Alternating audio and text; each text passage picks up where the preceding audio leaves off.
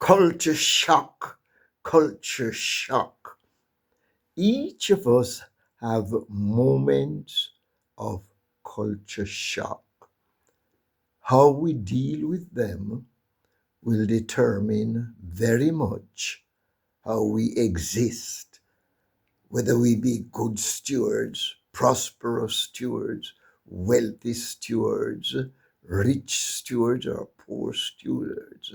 But we all have our culture shock. I'm going to share some of my culture shocks with you that I experienced through my existence. Can't share all of them with you in one sitting. So I'm going to work on a few of them this morning. One culture shock that I have in one area of my life is in the eating and drinking world. As a youngster in my early days, I had already sorted out my personal eating and drinking, what I take into my body, what I allow to get in, because I was convinced very much that what you put in physically affects you mentally, socially, and spiritually. So, very early in my life, I became a vegetarian. Yes, I became a vegetarian, abstained from eating fleshly, fresh food, and all like that. I did not take alcoholic beverages into my system because I was convinced that it was damaging. Um, it's not merely hearing that it was damaging, but you watch some of the people that taken their liquor, as they would say. They stumble, they fall, they talk foolishness, they get themselves in trouble. As one of my brother-in-laws told us his story, he said, "Oh, when as a youngster, he became drunk and he fell over a precipice, almost broke his collarbone." He said, "From that, he started thinking seriously, I must not have drink, strong drink, alcoholic drink." Then I did not take tea, for I learned early that tea has got the destructive element within it. So I was very much uh, teetotaler, didn't drink, didn't smoke, and a vegetarian. Right, that was my early setting. But then I moved from Jamaica to the United Kingdom. When I get to Britain, I was greatly culture shocked where the eating and drinking is concerned. One, they seem to drink tea like we drink water. All through the working day at every given period, they must have their pot of tea and they would drink the tea, drink the tea. I couldn't understand that. And one of the things is this, that they seem to think that you should join in with them to drink tea. But we will come to some more of that. Their smoking habit was awful. They smoke, they smoke. No, I thought many in Jamaica used to smoke, and they did smoke. But when I get to Britain, men and women were smoking. The amusing part of it, the women had a cigarette they call Woodbine, and you could tell that somebody is smoking Woodbine by the scent coming from it. It was awful. but the women would smoke their woodbine. And again, they would like you to join in with the smoking. One of the first things that an English person offered me was a cigarette, and the next was cup of tea. Culture shock, culture shock. Then I discover that they're eating, or at least the circles that I move in, they would eat potato, Irish potato. Why they call it Irish potato, I am not too sure. There's a history to that, but they would eat potato. It just about every day. That's a staple diet. Yeah, I love potato, but every day potato, potato, potato. That was not quite what I would like to have. Um, their great pastime was to go to the pub, or what we call in Jamaica the bar. So just about every evening after finishing work, they would go to the pub. Next day at the work. They would tell you what pub life was like, what they discussed at pub, the darts and the this and the other. And strange enough, they would like you to go to the pub. You have some people hostile to black and all like that, but those you are close to, they would like to know that you come to the pub. Many West Indians had joined in with them. They eat the potato morning, noon, and night. They would have bacon and ham. That was also very much a part of the diet. And they would smoke and various other things. They would join in with them. My principles of eating and drinking was already firmly established. It was not just religious thinking, it was not just what I learned in church. I would read a lot, and I discovered that many of the great thinkers had veered towards uh, proper eating and drinking. Many of them were vegetarians. I admired Gandhi in particular. Mahatma Gandhi, the Indian thinker, um, he had a quite rigid diet, and in my opinion, he was a great thinker. Other thinkers had the idea that what you put in help you to think correctly, help you to think in a focused way, and to think in a big way. So early in life, I gravitated towards that sort of living. So now, how did I survive in that culture shock? Well, the survival was not easy because, as I mentioned before, many of the West Indians were already joining in with them. And some of them would come around. You have to drink the tea to keep you warm. You have to drink some alcohol to keep you warm. You, what is he going to have? You have to have Irish potato, bacon and eggs, etc., etc. So I have to develop ideas as to how to survive. First of all, I started to develop some little cooking skills which I didn't have before. In Jamaica, men were not so much in the kitchen.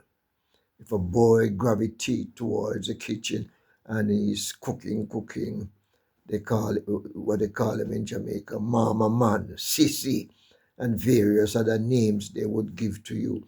So you keep out of the kitchen. Yes, some people really learn to cook, but it's like they get away from them and develop their cooking skills. I didn't develop mine, but I started to develop my cooking skills, and I was able to prepare something.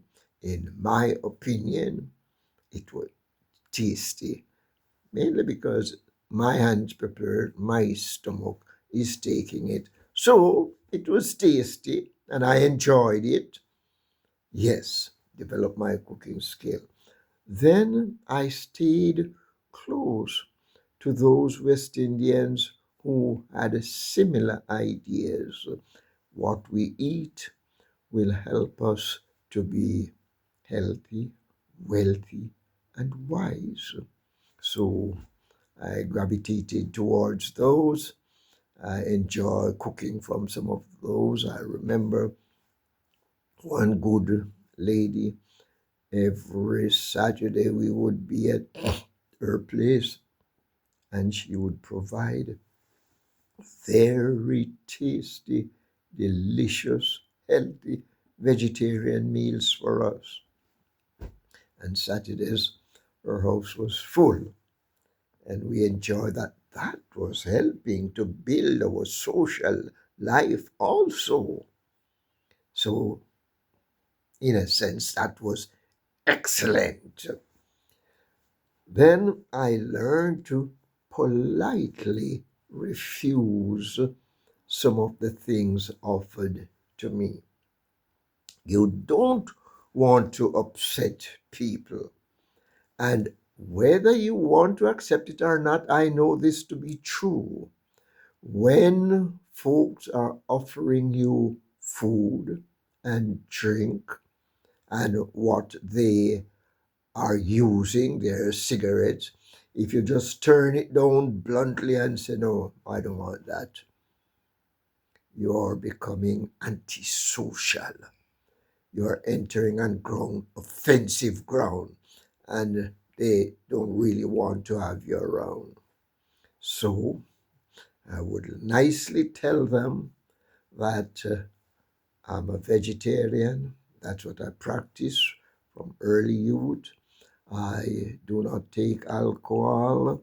I'm not going into teaching them temperance, health, and temperance. They don't want that, and they don't see me as their teacher. I'm not entering into the experience as a teacher. I'm telling them what I practice. Some frown on it still, but they would observe and they notice that I was not frail in my work, in my thinking. Many of them adored me. So some of them begin to understand that something worthwhile was there. And then I found a lot of strength in a Bible character. That is Daniel. I discovered that Daniel was very particular about his eating and drinking, and it served him very well. I want to share the passage with you. Bear with me as I go through this passage. It helped me and it will help you very well. Sorry for that. I'm looking at the passage from Daniel chapter 1 from verse 8 to verse 31. Let me read through it for you quickly. But Daniel reserved not to defile himself with the royal food and wine, and he asked the chief official for permission not to defile himself this way. Now God had caused the official to show favor and sympathy to Daniel.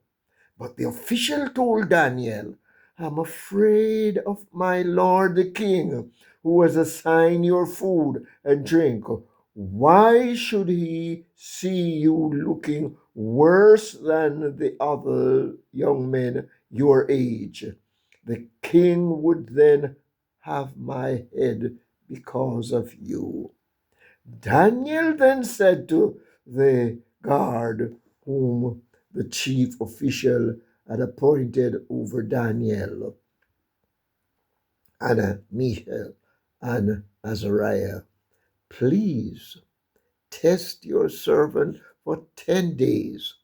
Give us nothing but vegetables to eat and water to drink.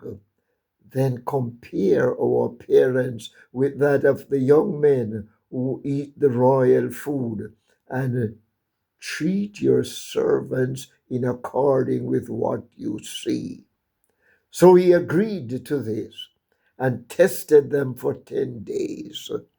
At the end of the 10 days, they looked healthier and better nourished than any of the young men who ate the royal food.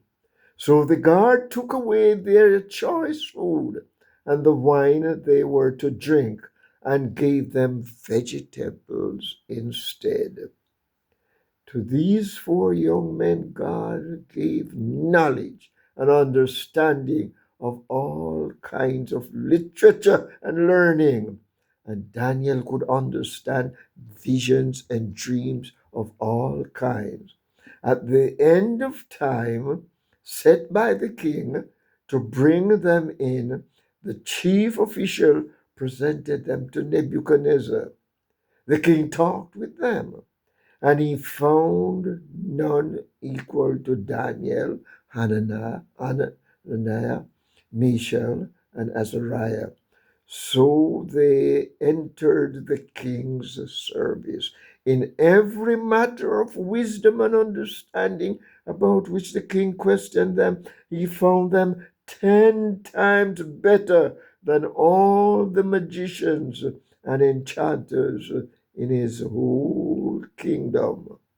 And Daniel remained there until the first year of King Cyrus. That was going through about 3, 4, or 5 kings. Daniel had a personal conviction and he made a decision. By the way, I am seeing this as the most important part of the book of Daniel. Some people spend their time hammering out this prophecy, that prophecy. It's important to look at the prophetic part, but notice what gave Daniel the power, the strength to explain vision and dreams and to get his own vision and dreams. He resolved within himself that he would eat properly, he would drink properly, he would not allow his taste buds to govern his life. And so Daniel was able to do great and marvelous and wise things. And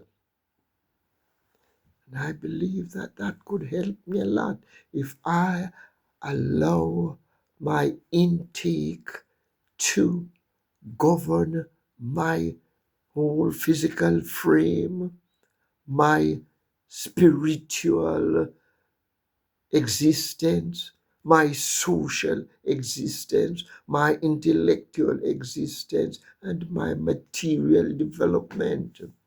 Daniel had that personal decision to make, and he stood by his decision.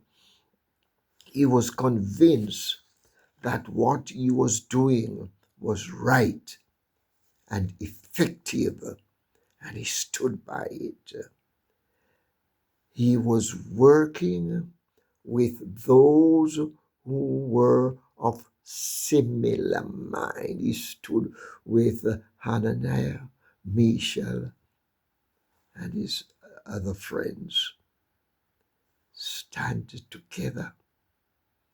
There's a writer who would use the term press together. Press together. Look for those who have similar belief. Look for those who will try to feed into their physical system what is nutritious and what is healthy. He did not try to teach the officials what he believed was right or wrong.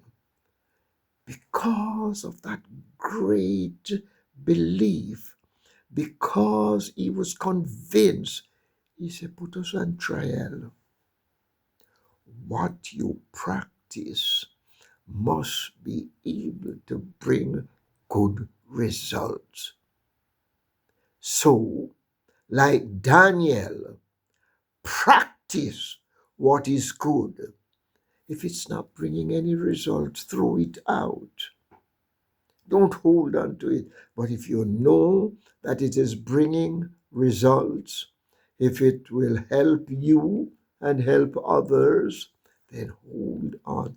Notice, he tried to win the favor of those who were in charge, and somehow they complied. And that served him very, very well. Now, let me tell you a little story of my own. I was working at a big hospital, a Jewish hospital in New York, and I came up against the same thing, eating and drinking. We know that the Jews, they serve very good kosher food, uh, but they have meat and all like that. So I went down one day to get some lunch.